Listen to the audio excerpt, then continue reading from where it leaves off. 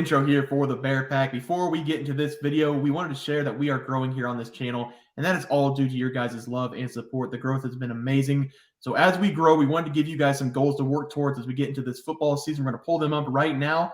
Here are our goals. We're currently sitting at about 6,700 subs on this channel. So at 7K subs, we're going to have a Bobby Witt Jr. bobblehead giveaway. I got that at the first game of the Kansas City Royals opening day. It is still in the box. Haven't taken it out. It's in great condition. So that's going to be a good prize. And by the way, Bobby Witt Jr., 20 home runs now in the season. He's having a great second half of the year.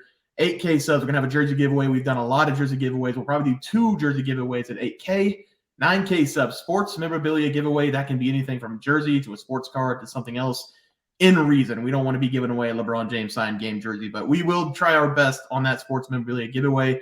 10K subs, our big one. $1,000 giveaway.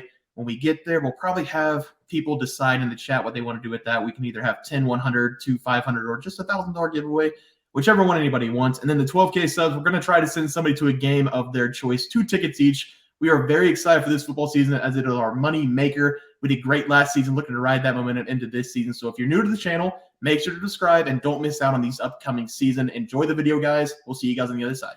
All right, guys, let's get into some NCAA football picks and props for Thursday, August 31st slate of games. Before we get into that leaderboard, guys, go check out our website, bearspowerplays.com. We have fantasy videos up on YouTube, and we have MLB videos up on YouTube as well. This is our moneymaker football season. We are very excited. It's only $5 a month to join us on the website for our best plays for the month. So go check that out. But Trey, let's take a look at that leaderboard from last week. Start us off. Yeah, and I was listening to the radio today, and some guy came on saying, "Hey, buy my package, $75 a week." And I said, "Dang, we sell ours for $5 a month." But yeah, last week I went 1-0 because I gave out the under 49.5 total points in the Ohio versus San Diego State game, and this game did not even get close to sniffing the over, which felt great. Ohio, they only scored 13 points. In San Diego, they only scored 20, bringing the total to 33 points. It was amazing because it's a little bit rough, though, because my dog, Cordis Rourke, he got injured pretty late in the first quarter, and I was really bummed out about that. I really hope that he comes back pretty healthy. I think he's already announced he's coming back in week 1. So he's a dog. He'll be back. Seth? I went 1-1 as I took the under total points scored in the La Tech versus FIU game, but I also took the La Tech to cover the spread at minus 10.5, and they only won by 5. So that's why we went 1-1 last week. Yeah, I started 0-1. I actually started 0-2 because my player prop lost as well. But I had USC minus 30.5 against San Jose State, and boy, oh boy, does USC stink. I thought they were very bad in the first half. They finally came out, showed some heart in the second half. The hands team, by the way, don't know how to see the ball. Apparently, they backed away from an onside kick, up 28 points. I don't ever see that happen in college football, but bad coaching by them, bad defense by them. I deserve to lose that pick at minus 30.5. But it's a new week, boys. We're moving on to our plays for today. Trey, start us off. Yes, I'm going to start us off here with the Big Ten matchup. Give me Nebraska traveling all the way up to Minnesota. This is actually my favorite game on the Thursday slate because we're getting a huge Big Ten matchup in week 1. And Nebraska, once again, they're already bringing in a new head coach. This time, it's going to be former Temple, Baylor, and NFL Carolina Panther head coach Matt Rule. And I think Rule's going to bring a different element to this Nebraska team that they've been missing. Something about a little bit of toughness. And, I think Scott Frost was trying to be a little bit too nonchalant and too flashy. But Nebraska, they're going to have a new starting quarterback this season with Georgia Tech transfer Jeff Sims. And Sims, he's a great dual-threat quarterback that I think Rule's going to have a lot of fun playing with. And Minnesota, they're moving into this season without their star quarterback in Tanner Morgan. And they've also lost their leading rusher as well. I really like Nebraska here. I'm going to be taking them plus the points. I'm going to buy a half point. It's at +7. I'm going to take it at +7.5 here. I love this buying a point here. 7 is just too nasty of a number. And I think Rule, he's going to want to start his tenure off. If he's not going to get the win here, I think he's going to want to at least make this a competitive game. And if they lose, at least make sure that their team walks out feeling good about their performance. And I expect this game to be coming down to the wire. And I think Nebraska has a damn good shot to win this game straight up. But the +235 just scares me off of their money line. So give me Nebraska +7.5 in this game versus Minnesota. Yeah, Trey, I love that pick. That smells like a field goal game. I would even take that alt line +3.5 if that tickled your funny bone. But I do love that play. That +7.5 is a great number there. For my play today, I'm going to be looking at the NC State Wolfpack going up against the UConn Huskies. The spread is NC State -14.5, and I'm going to be jumping on that as they go on the road to take on the Huskies. NC State is coming into this season looking very new They lost several starters, including their quarterback, Devin Leary, who entered the transfer portal and went to Kentucky. They also lost several starters on the offensive and defensive side of the ball, but they did get a big win in Brennan Armstrong, who was a Virginia quarterback who has thrown for almost 9,000 yards and 60 touchdowns in his career at Virginia. They also paired him up with his former offensive coordinator who was at Virginia, so there shouldn't be a lot of confusion on the offensive side of the ball in this game for them. This is going to be good for NC State. They do return 3 of their 5 starting offensive linemen from last year, and Jordan Houston, who is a senior running back. NC State has a lot of talent at the running back spot, so look for that to be a 3-man rotation. But I guess what I'm really trying to say is, even though they lost a lot, they have the pieces to be good again. Defensively for NC State, they ranked 15th in scoring defense last year, and they're bringing back 6 of the 11 starters. Also, this, in my mind, is the best secondary we will see in college football, or one of the best secondaries, as they're bringing back both starting corners. They should be the best corners in the ACC. They will be good up front as well, bringing back 2 of their 3 defensive linemen. So while we're seeing these new faces on both sides of the ball, they're prepared for another good year. Moving on to UConn, I love Jim Mora. I love him. He is the head coach for the Huskies. They won 6 games last season. Nobody expected them to be anywhere near 6 games. They will have a new quarterback under center and a transfer from Maine who goes by the name Joseph Fagnano, and I apologize if I mispronounced that name. I don't know a lot about him. He completed 57% of his passes for 2,000 yards and 15 touchdowns at Maine. This organization seems to love him, and Jim Mora loves him, so I'm sure he will be decent for them. The problem I have with the Huskies is they are only bringing back 4 defensive starters, and Mora has been working on that, bringing in a lot of transfers, but a lot of those faces are very young. It is going to take some time for them to be decent on defense. I like the Wolfpack here, even though I do love UConn. They hold a special place in my heart. I think there's going to be too many adjustments to be made on the fly in this game for UConn on defense, especially. Brennan Armstrong is going to make a good first impression, as he's going to have a great day throwing the ball against a very bad secondary in the UConn Huskies. The spread is 14.5. I can see this being a little bit more than a 3-touchdown game for the Wolfpack. So I'm going to take them here at minus 14.5 and maybe look at UConn to win some games later on when they have the adjustments made and they have some more reps. But my pick for today will be NC State minus 14.5 against UConn. Guys, let's go over to the player props. Trey starts off.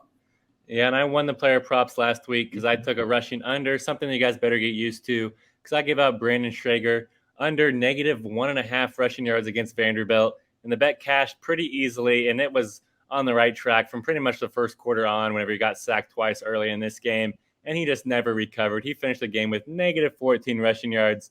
Thank you very much. Great pick, Trey. You're not insane, Seth. Yeah, and getting sacked that many times, I'm surprised that Hawaii stayed in it like they did, but very impressive. But I went 1-0. I took Smoke Harris for Louisiana Tech to go over 58.5 receiving yards. He absolutely shattered this because he had 155 receiving yards. So Smoke Harris hit for us. We went 1-0. Yeah, and then I was the only loss. The boys picked me up. I had Dorian Singer over 67.5 receiving yards for USC going up against San Jose State. Caleb Williams looked at him a lot. Just didn't have a lot of yards going with those targets. So USC also, by the way, they looked very bad against San Jose State. They should have beat them by 50. But we're moving on to our plays for today. Trey, start us off. Yeah, and I'm going to start us off here with another rushing quarterback under. Give me the lowest number on the board. Give me Graham Mertz under a half rushing yard. I absolutely love this because if you look at his game log, negative rushing yards is something that he just loves doing because he's simply not a high volume rusher. And whenever you factor in that sacks count as negative rushing yards, it just makes me really love this play because the defensive front that he's going up against at Utah is just electric. They're returning almost all of their defensive linemen from their elite defensive line last season, and they added a lot of great depth through the transfer portal and recruitment as well. And Mertz, just look at his game log. His last 5 games, he's averaged negative 5.5 rushing yards per game, well under this number, and has hit in 4 out of those 5 games. In the game against Minnesota, that's an outlier because if you look at all those other ones, he was just getting sacked and he did not get out of the pocket at all. So basically all we need is 1 sack and we're good to go. And maybe even if he doesn't get sacked and Florida's winning this game, those kneels at the end will be very, very sweet to let us cash this bet. So give me Graham Mertz to go under a half rushing yard versus Utah. He better not be kneeling. That means Florida would win. I have Utah, but I do think that is a very good play. That was with Wisconsin, by the way, who are known for the offensive line, and he had all those negative yards. So I do like that play for you. Seth, what's your play? Yeah, and I'm going to go to transfer running back Sean Tyler, who transferred to Minnesota from Western Michigan this offseason. Tyler's coming off 2 straight seasons with over 1,000 yards rushing with Western Michigan. He then transferred to Minnesota after Mo Ibrahim left for the NFL draft. Over Tyler's last 2 games of last season with Western Michigan, he had a combined 308 rushing yards on 44 combined carries. He has a career average of 5.7 yards per carry and has been a workhorse over his last 2 seasons at Western Michigan. And I expect the same at Minnesota, as Minnesota leaned heavily on Mo Ibrahim last season. Minnesota really loves to run the ball, as they average 44.7 rush attempts per game as a team. And their starter last season, Ibrahim, averaged 26.7 attempts per game. He will have a good matchup against a Nebraska D-line that will only have 1 returning defensive lineman. All the rest will be new to the program. This is also a defense last year that allowed 4.5 yards per carry and 189.1 rush yards per game. I expect Tyler to get plenty of touches in this game, and against an inexperienced defensive line, I look for him to be able to shatter this fantasy score of 12.5. Yes, I like that play as well. For my prop, it's going to be Brennan Armstrong, and I'm going to take him to go over 2.5 passing plus rushing plus receiving touchdowns against the UConn Huskies. I don't think he's going to have a receiving touchdown, but the prop is pass plus rush plus receiving, so that is where I'm going to go. In 2021 for Virginia, Brennan Armstrong had 4,400 passing yards, 31 touchdowns, and nearly 300 yards on the ground, adding 9 touchdowns as well.